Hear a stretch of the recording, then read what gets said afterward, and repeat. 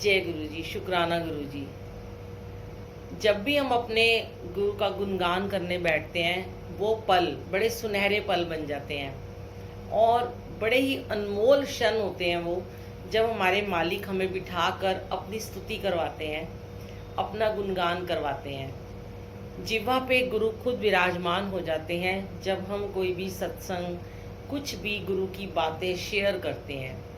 देखिए, गुरु जी का सत्संग कैसे बन गया कि वो गुरु की कोई भी आप बात, गुरु की याद में आप कुछ भी बोलेंगे ना, तो वो गुरु का सत्संग बन जाएगा, है ना। जब भी हम गुरु जी की याद में उनको याद करते हैं, उनके लिए कुछ भजन गाते हैं, उनके लिए अपनी ब्लेसिंग्स हम अपनी स्प्रेड करते हैं, शेयर करते हैं कि हमें ये मिला, हमें वो मिला, हमें गुरु महाराज ने सब कुछ दिया, उनके शुक्राने करते हैं, तो वो गुरु जी का सत्संग बन जाता है। तो थैंक यू सो मच, शुक्राना गुरु जी, अनंतम अनंतम शुक्राना। संगत जी, जो आज का सत्संग है ना, वो बहुत ही थोड़ा अलग हटके होगा, क्योंकि आज गुरु जी ने कुछ विषय दिए, कुछ टॉपिक दिए हैं, जैसे कि सत्संग, सेवा, बच्चे, पाठ और लंगर प्रसाद। इन सब के ऊपर आज गुरु जी ने जो भी थोड़ा थोड़ा बुलवाएंगे वो हम ज़रूर आज शेयर करेंगे, और उसके बाद जैसे गुरु जी महाराज की मर्जी होगी, उनका गुणगान गाने की कृपा होगी, वैसे ही हम चलेंगे। जय गुरु जी, शुक्राना गुरु जी। जय गुरु जी। चलिए, बहुत सारी बातें हो गई हैं, अब हम सत्संग शेयर करते हैं। संगत जी, लाइव में तो लोग सब जुड़ते ही रहेंगे धीरे धीरे। आज का हमने टॉपिक रखा है, बड़ी शॉर्ट में आज हम बात करेंगे, आधा घंटा हम शेयर करेंगे कि सत्संग, सेवा, बच्चे, पाठ, प्रसाद, ये कैसे हमारे से रिलेटेड चलते हैं। आज मैंने थोड़ा लिख लिया था टॉपिक को। अब एक बात है कि लोग पूछते हैं, ये लोगों के ही प्रश्नों के उत्तर हैं, जिसके जवाब कभी कभी हम सत्संग के जरिए देते हैं, कि सत्संग में, सेवा में क्या बच्चों का होना ज़रूरी है। अब देखिए, जो सेवा है, छोटे बच्चे हैं वो तो सेवा नहीं कर सकते हैं, लेकिन कई लोग कहते हैं कि हम उनको सत्संग में लेके आएँ या नहीं आएँ, क्योंकि बच्चे डिस्टर्ब करते हैं, हम उन्हें कहाँ छोड़ के आएँ। लोग कहते हैं, संगत कहती है हमारा बहुत मन करता है सत्संग में जाने का, पर वहाँ पे बच्चे डिस्टर्ब करते हैं, तो लोग हमें कहते हैं कि इनको मत लेके आया करो, या बड़े मंदिर मत लेके आया करो। ठीक है, बड़े मंदिर में इसलिए मना करते हैं कि वहाँ पे बहुत ज़्यादा संगत होती है, और वहाँ का एक ऑरा है कि वहाँ पे अगर छोटे छोटे बच्चे रोते हैं तो उनको जल्दी जल्दी मत्था टेक के अब वापस लेके जा सकते हो। और सत्संग में अगर आप जाते हो संगत जी, तो आप जिसके भी घर में सत्संग में जाते हो कि उनको हमें डिस्टर्ब नहीं करना होता, तो आप बच्चों को एक दूसरा कमरा होता है, जैसे जहाँ पे सारे बच्चे होते हैं, वहाँ पे आप लेके बैठ सकते हो या उन्हें खेलने के लिए दे सकते हो। वैसे तो यूएस में जो मंदिर बना हुआ है, सोमरसेट मंदिर है, एडिसन मंदिर है, वहाँ पर उन्होंने एक अलग रूम बनाया हुआ है बच्चों के लिए। वहाँ बच्चे अपने घर से टॉयज़ लेके आते हैं, अपना आईपैड लेके आते हैं, और वहाँ पे उनको वहीं पे वो खेलते हैं, उनको डिस्टर्ब नहीं होते, दरवाज़ा बंद कर दिया जाता है। ऐसे ही होना चाहिए। तो लेकिन आप सत्संग में अपने बच्चों को लेके आ सकते हैं, और जैसे ही आप उनको लेके आते हो, नियम बनाते हो, अपने साथ साथ उन्हें भी जोड़ते हो। गुरुजी महाराज की बानी तो देखो उनके कान में कहीं ना कहीं पड़ेगी पड़ेगी, चाहे वो समझें चाहे वो ना समझें, चाहे वो सुने चाहे ना सुने, लेकिन बानी उनके कान में जरूर पड़ती है। जैसे अभी हम जब BC6 में रहते थे, तो हमारे बिल्कुल साथ में दीप्ति आंटी हैं जो अभी ऑनलाइन है, इनके छोटे छोटे बच्चे थे, शिल्पी आंटी हैं, उनके बच्चे थे, और भी बड़े से यहाँ बहुत सारे ऐसी संगत आती है जिनके बच्चे आते हैं। कुछ बच्चे शरारतें भी करते हैं, कुछ आराम से बैठते हैं, तो वो हमेशा आके सुनते थे पाठ को, तो उनको धीरे धीरे जुड़ाव हो गया गुरु जी से, उनका विश्वास बढ़ गया, उनका भरोसा बढ़ गया, क्योंकि उन्होंने अपने पेरेंट्स को देखा कि वो करते क्या है, तो उनको ब्लेसिंग मिलनी शुरू हो जाती है। अब सेवा की बात आती है कि जब वो देखते हैं हमारे पेरेंट्स सेवा करते हैं, तो वो धीरे धीरे उनके अंदर भी वो भाव आता है। तो वो शुरुआत कैसे करते हैं कि सबसे पहले बच्चे ना, जब देखते हैं कि हमारे मम्मी पापा इतनी सेवा करते हैं गुरुजी महाराज की जाकर, सत्संग में जाकर, तो वो दूसरा ये टॉपिक था कि सेवा में क्या बच्चों को ले जाना चाहिए। देखिए, सेवा बच्चे नहीं करते, छोटे छोटे, बड़े बड़े बच्चे, टीनेजर बच्चे सेवा कर सकते हैं संगत जी, लेकिन अगर हम अपने बच्चे हमारे बच्चे अगर देखेंगे कि हमारे पेरेंट्स सेवा करते हैं, तो वहाँ से उनका पहला लेसन, उनका पहला चैप्टर स्टार्ट हो जाता है कि वो अपने घर से सेवा शुरू करते हैं। मैंने बहुत सारे ऐसे पेरेंट्स को देखा है, ऐसे बच्चों को देखा है कि जो क्या करते हैं कि जब वो उनकी मम्मियाँ वो देखते हैं कि वो सत्संग में सेवा कर रही हैं, लंगर प्रसाद की, चाय प्रसाद की, बर्तन धो रहे हैं, गार्बेज उठा रहे हैं, वो डिस्पोजेबल उठा रहे हैं और लंगर बना रहे हैं, तो वो घर में जब उनके मम्मी पापा होते हैं ना, तो वो ट्राई करते हैं कि चलो आज हम अपनी मम्मी को चाय बना के पिलाते हैं, चलो आज हम अपनी मम्मी को खाना परोस के देते हैं। तो यहाँ से देखो सेवा का भाव शुरू हो जाता है कि वो क्या सीख रहे हैं। वो ये सीख रहे हैं कि मम्मी बाहर सेवा करती है, हम अपने माँ बाप की सेवा करें। तो जब आपको पहला चैप्टर यहाँ से मिलता है, आपका बच्चा आपके लिए कुछ भी परोस के लाता है, सैलेड लाता है, फ्रूट लाता है, या आपको एक पानी का गिलास भी पिला देता है, तो यहाँ से आपको बहुत ही प्राउड होना शुरू हो जाता है, गर्व होता है कि वाह वाह वाह, ये है हमारे गुरुजी, हम गुरु की सेवा करते हैं और हमारे बच्चे हमारी सेवा करते हैं। तो यहाँ से आपको सेवा का मीनिंग पता चलता है। पर सेवा करते हुए यहाँ पर मैं बच्चों को एक साइड में रखती हूँ, बच्चों की बात हम दोबारा से करेंगे कि बच्चे और पाठ और प्रसाद, इसका कनेक्शन सारा कैसे बनेगा। लेकिन बच्चों के लिए बहुत अच्छा आज मैंने टॉपिक चूज़ किया था, क्योंकि मैंने बहुत इस बारी मुझे बच्चे ही दिखाई दे रहे हैं जहाँ भी मैं सत्संग में जाती हूँ, क्योंकि हमने ना उनको पाठ की वैल्यू भी बतानी है, धीरे धीरे प्रसाद की हमें उन्हें वैल्यू बतानी है, वो भी हम बाद में बात करते हैं। अभी हम ये कर रहे थे कि जब बड़े लोग सेवा करते हैं, जो भी संगत सेवा करती है, तो फिर हम फल मांगते हैं। तो जो क्या हमें उस सेवा का फल मांगना चाहिए? कई लोग कहते हैं हम सुबह जल्दी उठते हैं, अमृत वेला करते हैं, कई कहते हैं हम पाठ पूजा करते हैं, कोई कहता है हम बड़े मंदिर जाते हैं, कोई कहता है हम रोज सत्संग में जाते हैं, पर गुरुजी हमें फल नहीं दे रहे हैं, तो वो हमारी सेवा का फल हमें अभी नहीं दे रहे हैं।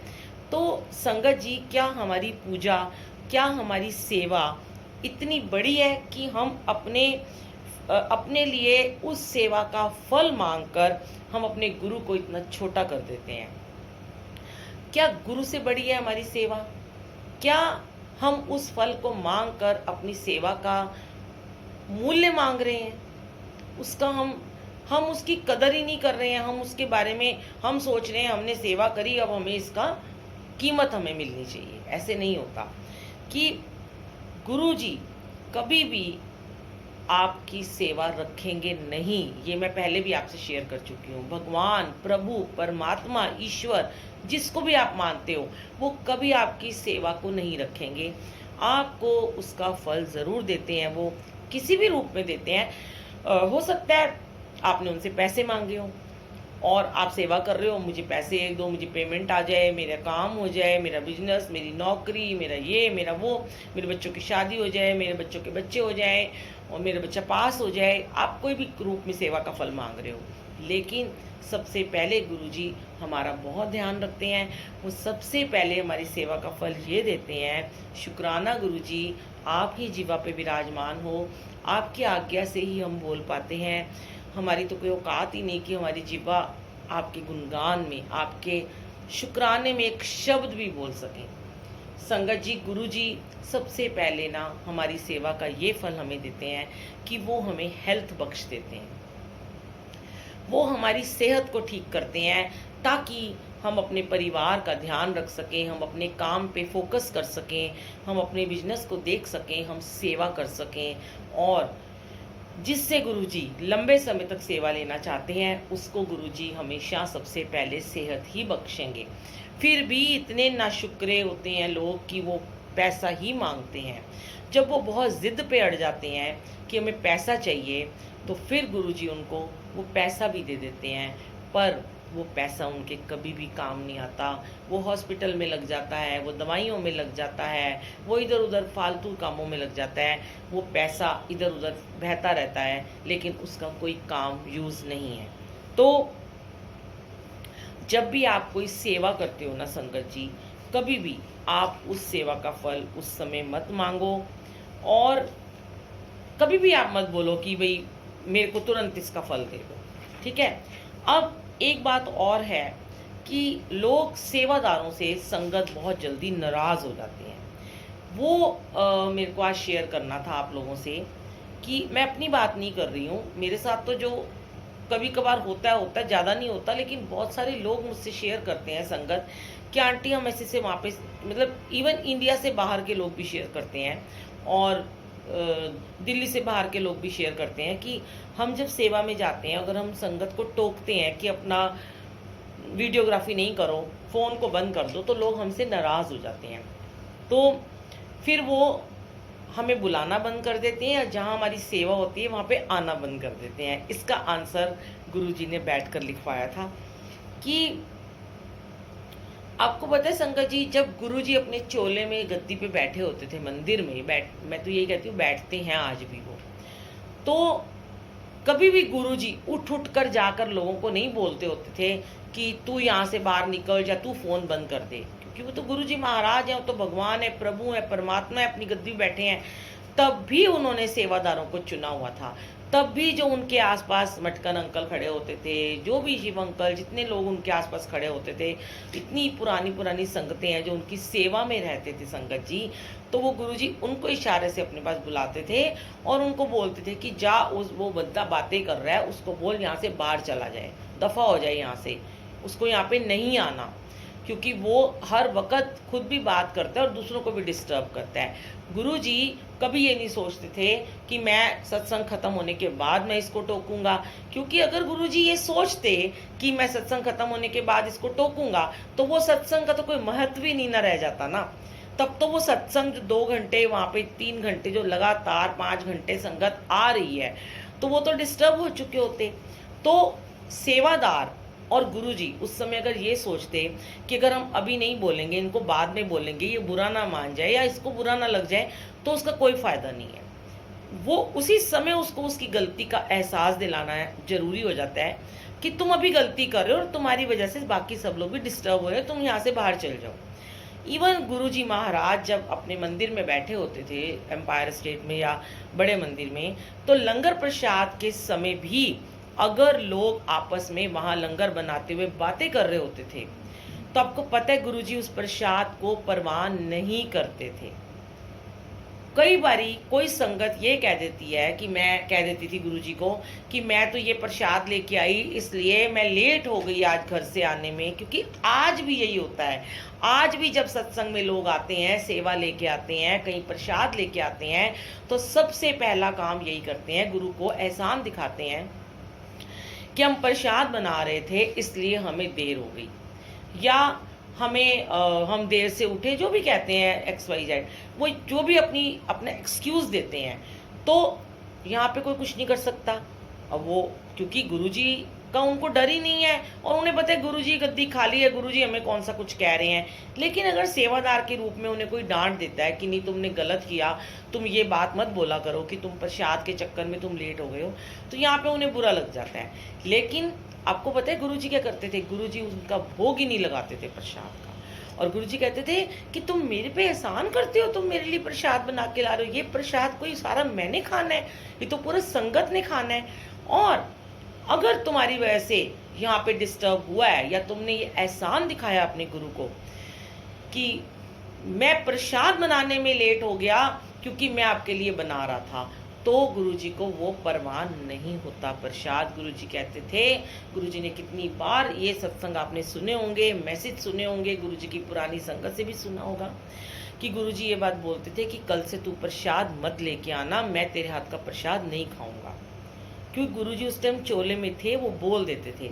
आज वो क्या करते हैं, आज वो सेवादारों से बुलवाते हैं, और सेवादार को, जब सेवादार आपको बोलते हैं चुप हो जाओ, बातें मत करो, फ़ोन का यूज़ मत करो, या आराम से बैठ जाओ, डिस्टर्ब मत करो, क्योंकि वो सेवादार आज भी गुरुजी की बात को फॉलो कर रहे हैं। वो अपने मन से तो नहीं कह रहे, वो अपने लिए तो नहीं कह रहे ना, वो आपकी भक्ति के लिए कह रहे हैं कि आप भक्ति में लीन हो जाओ, आप भक्ति में विलीन हो जाओ, लुप्त हो जाओ, इसमें गुम जाओ, आप इसमें खो जाओ, आप इस बानी में खो जाओ, आप इधर उधर मत देखो किसी को।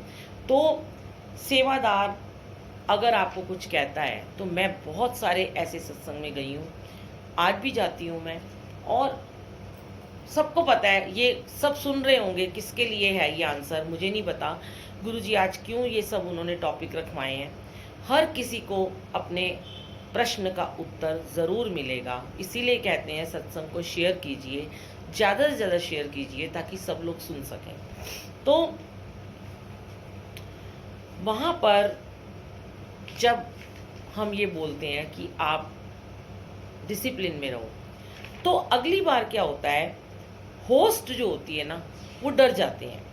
फिर वो क्या करते हैं कि वो होस्ट को इमोशनली ब्लैकमेल करते हैं वो लोग, और सत्संग खत्म होने के बाद या बाद में उनको ये बोलते हैं कि तुम ये वाले सेवादारों को मत बुलाना अपने घर में, क्योंकि अगर तुम इनको बुलाओगे तो हम नहीं आएंगे तुम्हारे घर में। क्यों? क्योंकि हम और सत्संग में जाते हैं, वहाँ तो हमें नहीं टोका जाता, वहाँ तो हम फोटो भी खींचते हैं, अपनी बातें भी करते हैं, अपनी सेल्फियाँ भी लेते हैं, अपनी वीडियो भी बनाते हैं गुरुजी के साथ में, और हम वहाँ पे हमें जो प्रसाद हम घर भी लेके जाते हैं, हमें तो कोई नहीं टोकता। पर ये वाली आंटी या ये वाले अंकल तो हमें हमेशा टोकते हैं कि तुमने प्रसाद यहीं पे खाना है, तुमने घर नहीं लेके जाना। तो हमें कोई रोके ना, हमें कोई टोके ना, हमें ऐसे सेवादार बिल्कुल पसंद नहीं है। अब वो बेचारी जो होस्ट होती है ना वो बिल्कुल खामोश हो जाती हैं, क्योंकि वो डरी डरी सी होती हैं, उनको नहीं पता होता कि मैं क्या करूं। तो वो फिर ना सेवादारों पे दबाव या तो डालते हैं कि आंटी आप, अंकल आंटी आप चुप रहना, अगली बार अब इनको मत टोकना वरना ये हमारे घर नहीं आएंगे। अब देखिए बात सारी की सारी घूम फिर के ये आ जाती है संगत जी, क्या आप सत्संग में उनको खुश करने के लिए गुरुजी को बुलाते हो? क्या आप ऐसी संगत को खुश करना चाहते हो कि वो खुश रहे और हमारे गुरुजी नाराज हो जाएं? क्या ये सब सही है? बताइए आप मुझे कि गुरुजी को खुश नहीं करना, हमें संगत को खुश करना है। माना संगत में गुरुजी बसते हैं, लेकिन अगर संगत में गुरुजी बसते हैं, आप इतनी बड़ी बात जानते हो, तो इसका मतलब आप अपने गुरु को डिस्टर्ब कर रहे हो। अगर संगत सबको डिस्टर्ब कर रही है तो इसका मतलब वो गुरु को डिस्टर्ब कर रहे हैं। जब संगत में गुरुजी बसते हैं तो संगत को भी ये संगत का फर्ज बनता है ना कि वो अपने गुरु को डिस्टर्ब ना करें। तो इसलिए कभी भी सेवादारों को फोर्स मत किया करो, उनके ऊपर दबाव मत डाला करो कि आप ऐसे करो और आप वैसे करो। अगर आपको उनकी सेवा नहीं चाहिए तो उनसे हाथ जोड़ के उन्हें कह दो कि हमें आपकी सेवा नहीं चाहिए, हम अगली बार किसी और को बुला लेंगे।